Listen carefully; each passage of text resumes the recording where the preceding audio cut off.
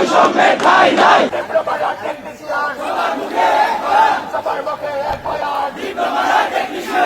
বা উপসহকারী প্রকৌশলী বা সমান পদের নিয়োগ পরীক্ষাতে ডিপ্লোমা ও একই ডিসিপ্লিনে উচ্চতর যোগ্যতা সম্পন্ন বিএসসি ইঞ্জিনিয়ারিং স্নাতক উভয়ের জন্য উন্মুক্ত করতে হবে।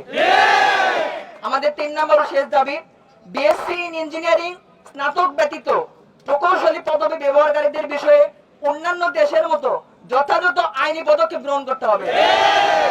নন অ্যাক্রেডিটেড বিএসসি ইন ইঞ্জিনিয়ারিং কোর্সগুলোকে যথাযথ প্রক্রিয়া অনুসরণ করে আইইবি বেইড অ্যাক্রেডিটেশন আওতায় আনতে হবে। আমরা এই দাবিগুলো আদায় না হওয়া পর্যন্ত আমরা রাজপথে থাকবো ইনশাআল্লাহ।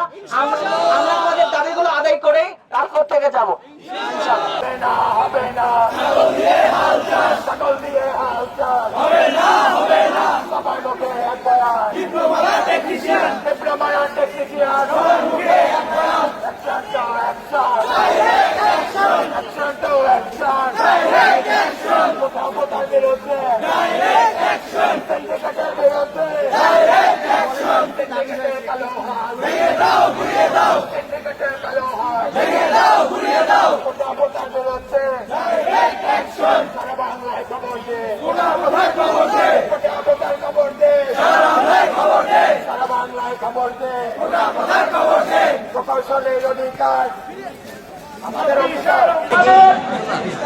আমাদের হচ্ছে কেমিস্ট্রি, আমাদের একজন ভাই বিএসসি ইঞ্জিনিয়ারিং, আমাদের হচ্ছে ইয়ামিন 24 আমাদের যে গণপ্রদান সেখানে শহীদ হয়েছিল। এই বাংলায় কি আর